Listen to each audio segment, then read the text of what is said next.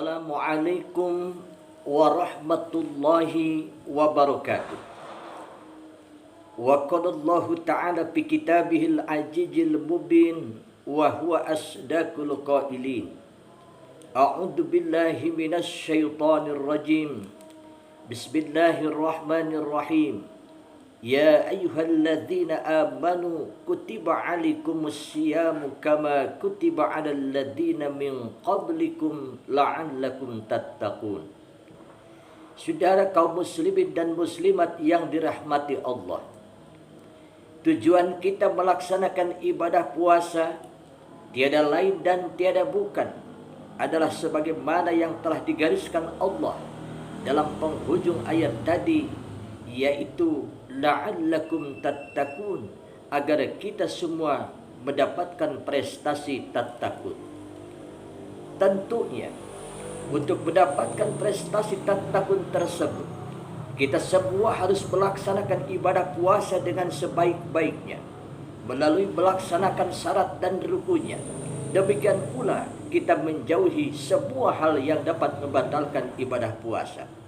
Oleh karenanya dalam kesempatan ini, izinkanlah saya untuk menyampaikan perkara yang dapat membatalkan ibadah puasa sebagaimana yang telah dijelaskan di dalam kitab Fathul Qarib.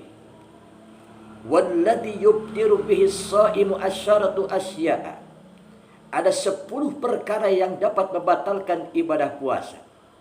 Mana yang 10 itu? Pertama, ma wasala amdan ilal jawfi al-munfatih.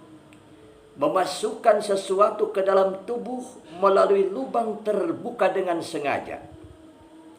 Lubang terbuka itu entah melalui mulut, entah melalui hidung, ataupun melalui telinga.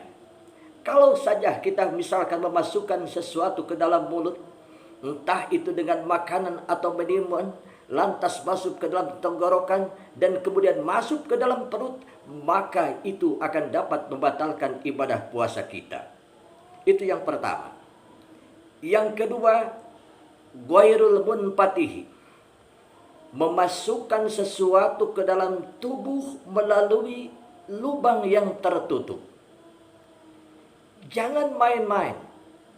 Memasukkan sesuatu ke dalam lubang tertutup pun itu bisa membatalkan puasa. Sebut saja, misalnya kita memasukkan infus ke dalam tubuh kita karena kita tahu bahwa infus adalah sebagai cairan pengganti makanan.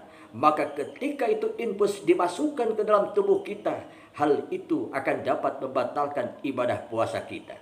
Oleh karenanya, saudara-saudara yang saya hormati, tolong jauhilah, jangan sampai kita bermain-main dengan lubang terbuka atau lubang tertutup, sebab itu akan sangat rawan terhadap membatalkan ibadah puasa. Yang ketiga, al-huknatu bi ahadis sabilaini.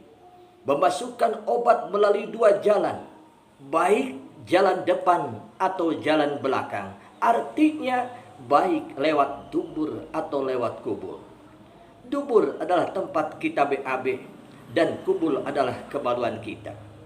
Kalau saja misalkan kita memasukkan obat ke dalam dubur kita bagi orang yang tengah mempunyai penyakit wasir, ambeien misalnya, maka itu akan dapat membatalkan ibadah puasa kita.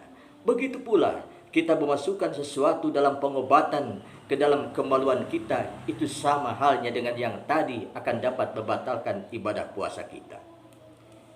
Yang selanjutnya, yang keempat, al-qaihu amdan, muntah dengan sengaja. Memuntahkan sesuatu dari perut lewat mulut kita, maka itu akan dapat membatalkan ibadah puasa. Muntah dengan sengaja. Ingat, muntah dengan sengaja. Dan kalaupun muntah dengan tidak sengaja, andaikan masih ada sisa-sisa muntah dalam mulut, lantas kita telan, maka itu pun sama akan dapat membatalkan ibadah puasa kita. Yang kelima, yang dapat membatalkan ibadah puasa kita adalah al-wat'u amdan fil faraji. Melakukan hubungan seksual dengan sengaja pada kemaluan istri kita.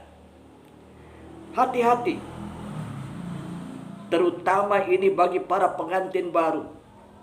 Jangan sampai kita melakukan hubungan seksual di siang hari pada saat kita berpuasa, karena itu sanksinya sangat berat. Kalau saja kita melakukan hubungan seksual dengan sengaja di siang hari, maka itu harus ditebus dengan sanksi, 3 sanksi.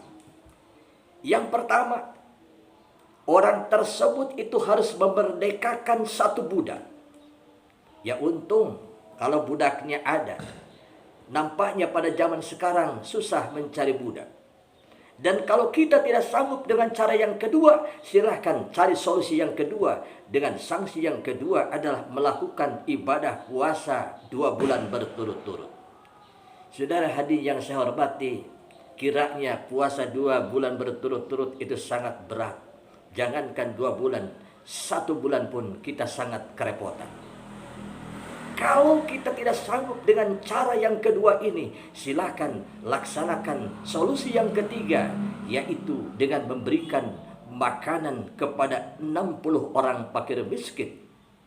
Berikan mereka dengan makanan dengan ukuran 1 mud, atau dengan istilah di negara kita dengan ukuran 6 on atau 3/4 beras. Berikan kepada mereka fakir miskin yang membutuhkan. Saudara-saudara hadirin yang saya hormati, itu sajalah kiranya yang bisa saya sampaikan. Insya Allah 5 perkara lagi akan disampaikan pada episode berikutnya. Mudah-mudahan ada manfaatnya. Mohon maaf atas segala kekurangan. Wal afu minkum ilal liqam wassalamah alaikum bin najah. Ghufranaka rabbana wa ilaikal masir. Billahi ridha wal inayah. Wassalamualaikum warahmatullahi wabarakatuh.